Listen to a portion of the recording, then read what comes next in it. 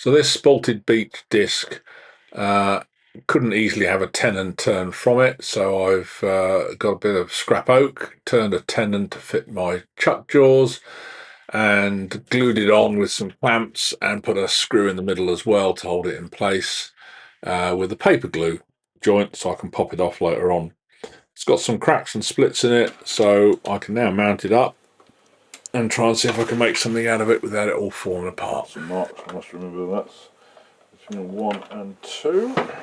This is the second time I've actually used this particular glue block, so that's why I mounted it on the chuck jaws correctly so that I can hopefully take it off and use it again.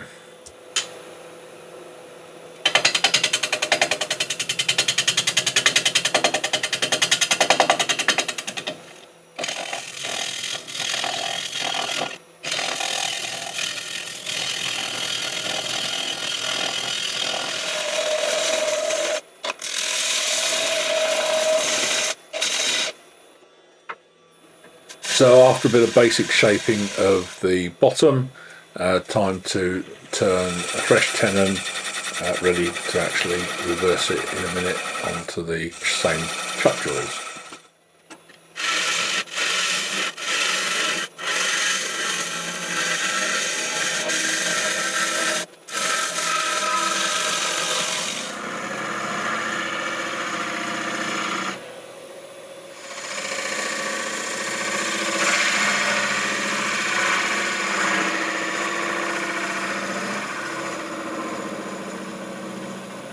So I've dressed the bottom so that the tenon hopefully will work out okay. There are some significant cracks in this though, so I've decided now that I need to put a butterfly in the edge in one particular location to avoid the crack splitting the whole damn thing. So I'm just using the 4-volt Ryobi Dremel style rotary tool, and also the 18-volt Ryobi tool with a dentist burr type thing in it to cut out a slot and then glue in the butterfly. A bit of hand chisel work was necessary to get it out. Unfortunately, the wood was so punky that bits of the wood around the recess for the butterfly were also flying off, so it's going to need a lot more fills around it than just the butterfly. Well, the wood is so fragile it's been splitting on me as I've been trying to chop the hole out, so this has not been as successful as I'd hoped, but we'll see. I'll have to do lots of filler and milliput probably. I put the chuck on the Simon Hope wood carving rig to make it easier to do the fills. And then after they'd all gone off, I tried to then turn the outside smooth. The butterfly is a piece of walnut. I filled around the butterfly after it had gone off. I filled it with wood dust at this stage to try and hold it all together, and then very carefully shaped and profiled the edge. There's going to be a lot more filling needed and more super gluing because there's still lots of small cracks, so I'm just bunging on some diluted sanding sealer, which it's absorbing like a sponge, as you can probably see, so that if I do any more super gluing etc, it doesn't stain the wood permanently. So I probably did about 3 coats of diluted sanding sealer and it still kept on going in. Right, time now to remove the glue block and start using the proper tenon on the bottom.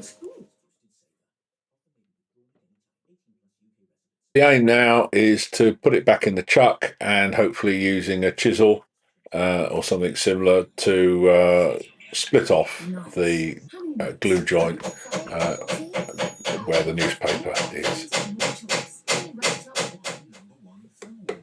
It needed quite a bit of persuasion because I had glued it on properly. I didn't want it flying off. But yeah, I managed to part it off with a couple of chisels and the original glue block came away intact, so that can be reused as well. Energy companies to pay you.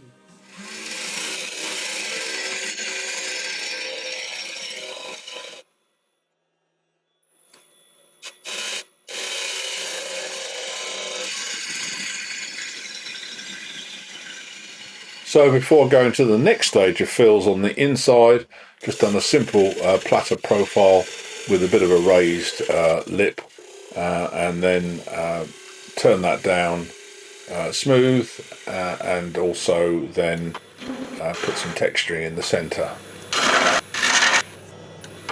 I forgot to film it, but there was a stage where I slathered more sanding sealer on it, and then filled some more of the cracks with brass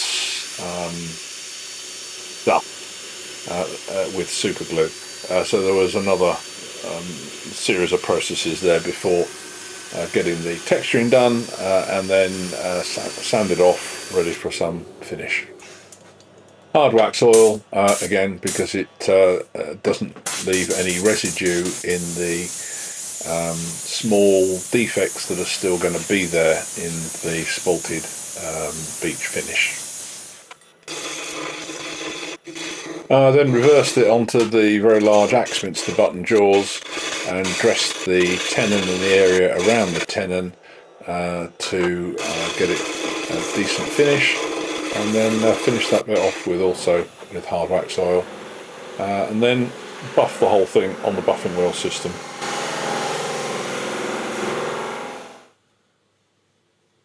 The surface is quite rippled as the spalted beech is hard and soft, so it's a very characteristic finish rather than a very fine, refined, ultra smooth wood turning finish.